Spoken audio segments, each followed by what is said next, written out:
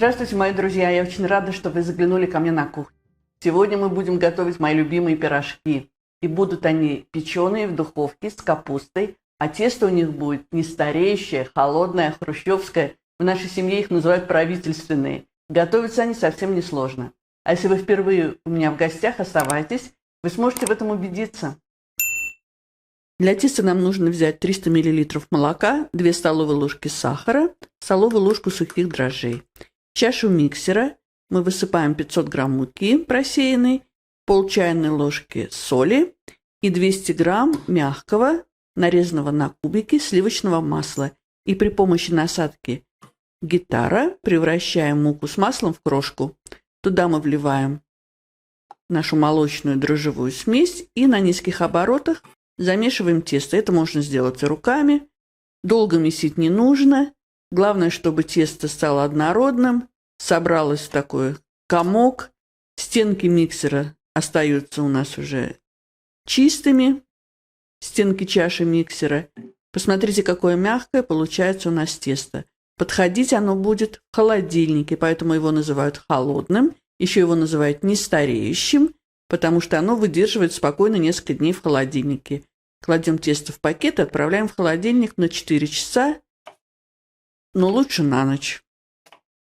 И теперь делаем начинку. Начинка тоже должна у нас быть приготовлена заранее, чтобы она была комнатной температуры. Небольшую луковицу нарезаем мелким кубиком. На сковородке разогреваем 3 столовые ложки растительного масла и обжариваем на среднем огне лук до карамельного цвета.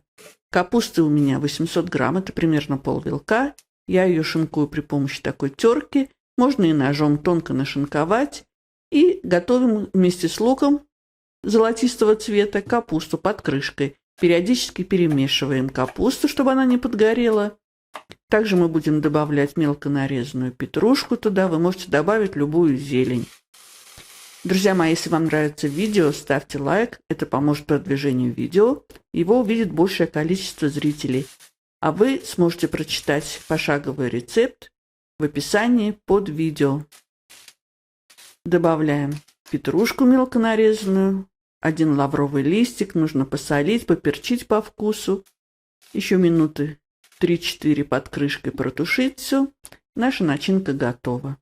Тесто у меня постояло ночь в холодильнике. Оно не сильно увеличилось в объеме, в размерах. Оно такое холодное, его надо немножко обмять. И я разделила тесто на 4 части.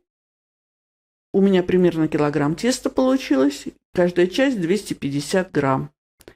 На подпыленной мукой рабочей поверхности скатываем каждую часть в такую колбаску.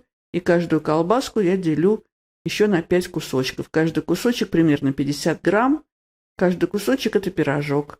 Обмакиваем кусочек в муку и раскатываем в лепешечку. Достаточно тонкую. И так мы делаем со всеми кусочками. Из этого количества теста у меня получается 20 пирожков.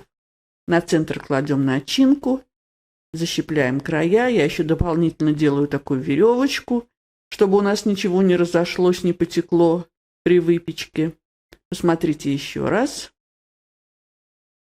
На середину кладем начинку, защипляем и делаем веревочку. С этим тестом очень приятно работать. Оно такое эластичное, податливое, как с пластилином. Выкладываем слепленные пирожки на противень, выстеленной пекарской бумагой на небольшом расстоянии друг от друга. Ставить мы будем пирожки в холодную духовку. И включаем режим конвекции на 190 градусов. Печем до румяности. В моей духовке это было 20 минут. Нужно накрыть полотенцем пирожки, дать им постоять минут 10. И сейчас я хочу показать вам, какой у нас внутри получается пирожок. Он мягкий и очень горячий. Видите, как он румяный со всех сторон. Посмотрите, много начинки, а какое тесто. Оно тонкое и такое воздушное. Обожаю запах выпечки со сливочным маслом.